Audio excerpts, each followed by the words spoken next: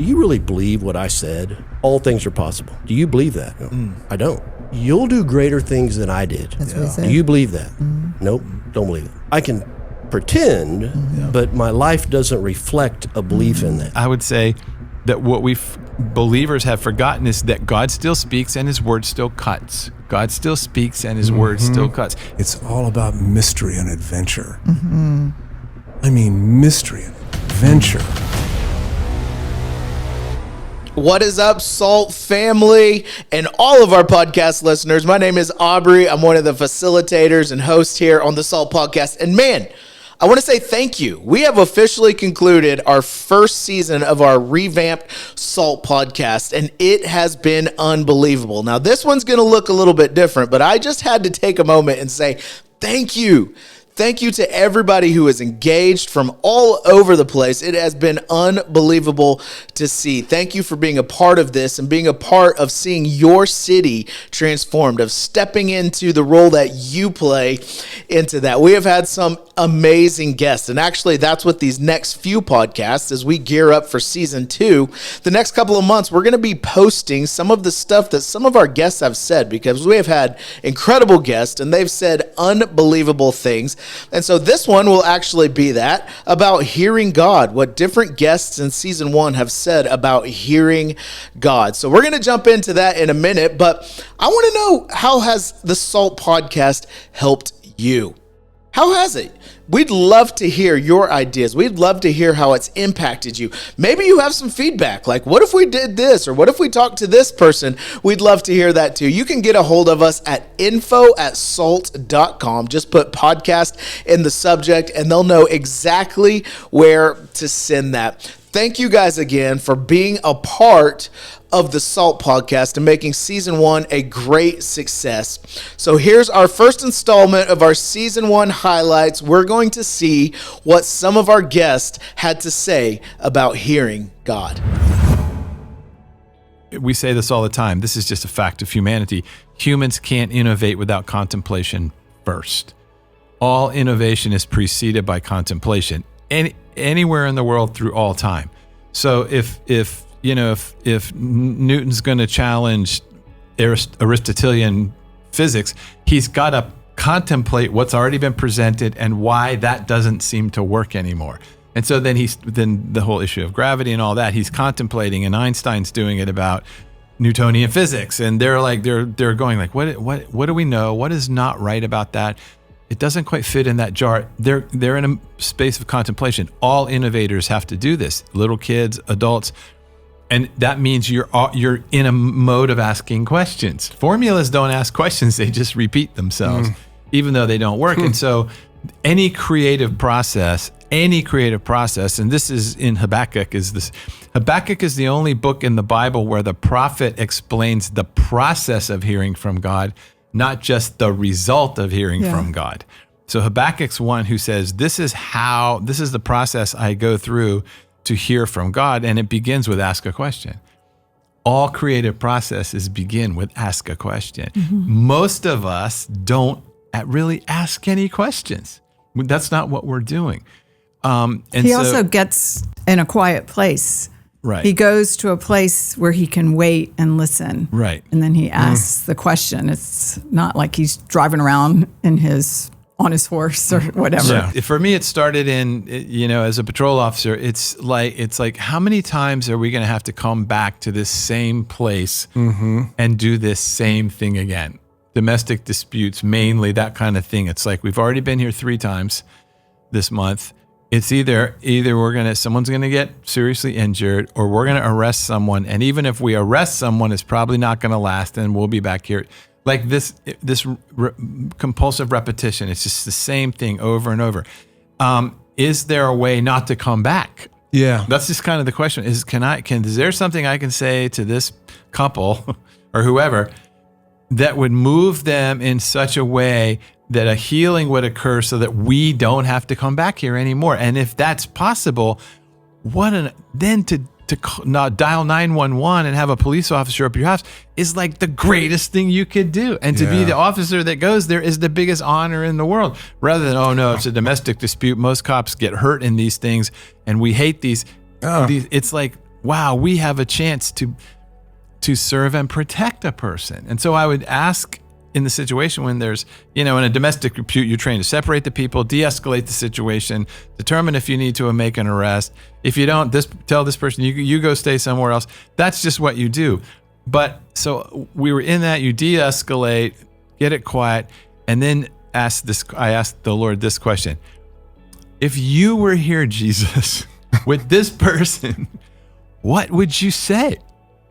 What would you say to them in a way that would bring peace, that would bring transformation? And when you're reading Jesus interacting with individuals in Scripture, it's pretty quick. His Nicodemus, the Samaritan woman, the demoniac, it's not like a year of talking. It's like he's with them in this moment. Yeah. He says these things to them. They receive what he says, and it brings some level of transformation. And my question to God was, do you still do this stuff? Mm-hmm. Is it real? And how would I know what to say if I wanted to say what you would say to this person? Because Jesus said, I only say what I hear the Father saying. How do I hear that? How do I do that? And so I would just believe. And how long does it take? Yeah. Like, do I have to light candles, put on worship music to get you to say something to me? Or can you say it in the heat of a dispute like this? Or is it only on Sunday morning? Yeah. Can you say it in a hurricane? Can you say it in a storm where I think I'm going to die? Well, I mean, the Scripture says he does. So I would have my notebook and I would ask him just in 60 seconds of quiet. Hold on a second. Stop. I would say to the person, stop. God, what would you say to this person? And I have the mind of Christ. You have the mind of Christ. Yeah. Like how long? And Jesus says it's better that I leave the Spirit inside of you. It's faster than if I'm standing beside you. It's inside of you. How fast can you hear that? How fast can you sense that? And so I would just ask, and I would have an idea of something to say to this person, and I would just try. Ask a question, search for the answer, wait for the answer. When you receive the answer, do it. That's the creative process. Write it down, draw it, whatever.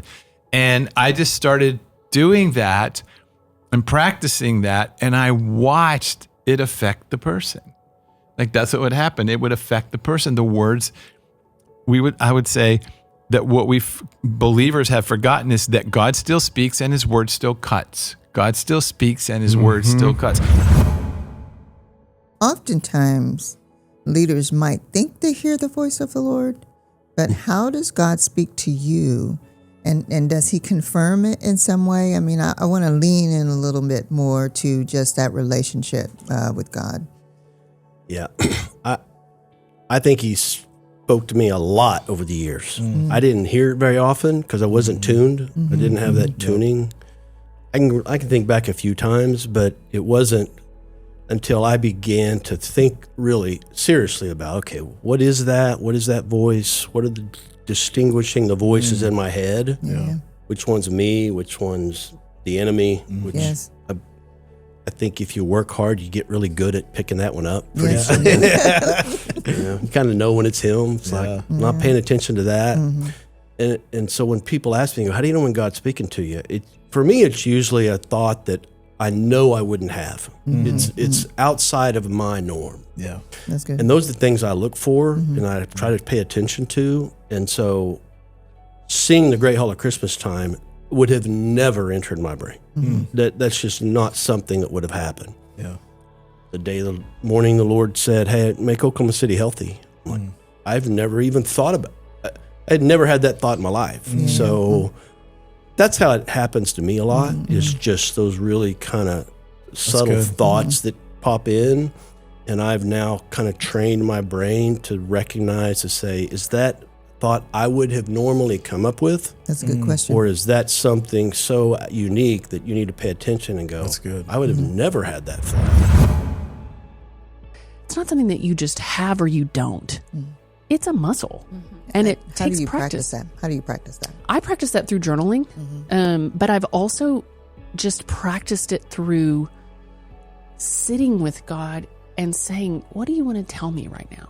Even while I'm driving, or, before now, getting to the point to where, like, before I go into meetings, what do you want to tell me? Or what do you want this agenda to look like? Giving him free reign. But I didn't get to the place I am now of this, it kind of is so much easier to hear him because I've figured out his frequency for me. But I would be remiss not to go back and say, when I first started this, it was really hard because I had a lot of layers of legalism that I had to strip off with him and say, Lord, I could be hearing you wrong. And sometimes I did. Ultimately, I made decisions based on what I thought God was telling me to do. And only in hindsight could I tell you, that wasn't God. Yeah. That was my ego. Or that was my people pleasing. Or, that was religion, whatever. But has he worked it all out for good? Absolutely. And so as we practice hearing the voice of God, we have to keep Romans 8:28 in the back of our minds. That's right. Even if I hear him wrong, he's going to work it out for good. That's right. And he's focused on our heart. He measures our heart. And if our heart and desire is to know him and want to do his will, he's not waiting with his thumb down to squash us if we get it wrong. Right. I think he's just like a father, cheering on his child trying to walk for the first time. It is a conscious decision leaders have to make. If you wait to when it feels right, you might be waiting a long time. And it typically, when it feels right, is now you're in crisis. Yes. And now the things we talked about at the very beginning, am I really hearing God? Because I've never sharpened that frequency. I'm only going in crisis. And it's not that he's not there, because he's there in crisis. But you don't have that sharp frequency to really be tuned into what he feels like he's guiding you when he's pushing you. And now you're starting to get into the word, which is great. You should be getting into the word. Now you're starting to get into community. That's great. But there's no established, there's no established relationship. It's through a continuous conversation with God. It's not waiting for those moments to come up to where you have to choose a fork in the road. It's just the continuous commitment to be in communion and conversation with God in those everyday moments. That is probably for me in my growth where I've sharpened that frequency of being able to hear his voice or feel his leading and guiding me in a different way. I asked him one day, why don't you just make it more clear?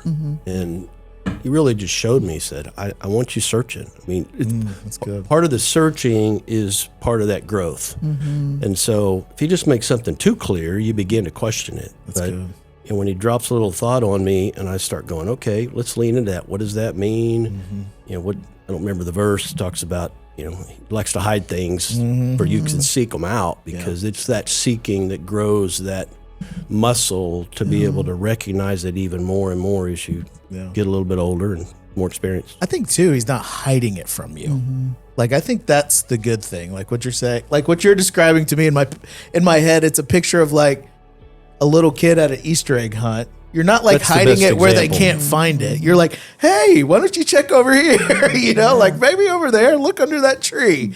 That's really what God is doing, is seek it, find it, but I'm going to help you. I'm not hiding it from you. And I love that example. We just did Easter egg hunt with my 2-year-old grandson. And I think about him getting the same joy with us as I got with my 2-year-old grandkid. The Lord's just like, yep, this is going to be fun. I never thought about that in my younger walk. In my older walk, I have I think a lot more appreciation for just how much fun he's having. He's really having fun with us. I've had God speak to me in these wild circumstances. I was to give you an example of how much he loves us. I was on a pond in a float tube fishing in a pond that I had fished many times and had never failed. Almost the moment you get in the water, you throw it in, the fish are after you. I had been on this water for over an hour, and I may as well have been fishing in my bathtub. There was nothing. And so there I am, and I hear in my head, I wasn't thinking about it, I hear cast toward the shore. Now, I'm in a round pond, but I could tell it's not the pond. I was kind of close up, so I wasn't going to cast this 5 feet. But I knew, I just intuited I was supposed to turn my tube around and cast in the other direction.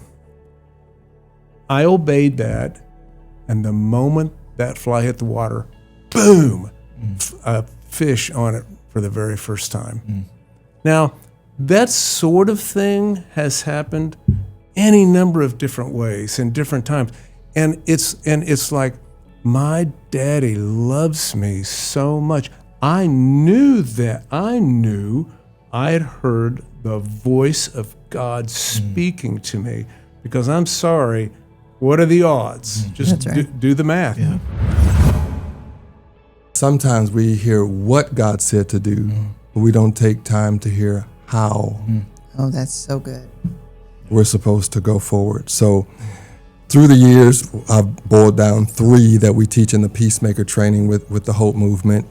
And they're in Luke chapter 2, verse 52. When we meet Jesus at 12, it says that the child Jesus, he grew in wisdom and in stature and in favor with God and man. So wisdom, favor with God, favor with man. So wisdom, number 1.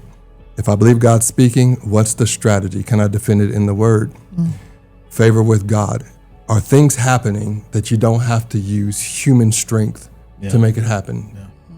He does those things. If you pause and you watch, he does go before us. And then favor with man. With my great idea or the next thing that I want to do, when I'm talking to someone, am I having to pull out my business card, become a slick salesman, or are they coming alive because it's something that God also put in their heart? There's a huge difference, and we don't have to prostitute one another to try to push a vision. It becomes very easy. So those 3 things are like guide rails to hearing God's voice for us. What a powerful recap of what our guests had to say about hearing the voice of God. I hope that this helped you. And again, thank you. Thank you so much for making season 1 a great success. We are excited about launching into season 2. And if you have enjoyed this podcast, there's a few things that we would love for you to do. 1, maybe you were watching this and you're like, wow, this is really good. So-and-so needs to hear this, or somebody came up in your mind. We would love for you to share this. Share this with them and spread the word of the incredible things that are happening at the SALT Leadership Podcast. Second, if you don't like, if you don't follow, if you don't subscribe, whether you listen on Spotify or Apple or you watch on YouTube, do that. It really helps more people to see the content that we are pushing out, to hear the things that what you heard today. And so we'd love for you to do that. And again, thank you. We're looking forward to season 2. We're going to be kicking that off in October. Next month, we're going to release another highlight recap like this. And it's going to be about identity, the importance of knowing who you are before what you do. It's going to be powerful. Thank you again for being a part of the SALT Leadership Podcast. We'll see you next time.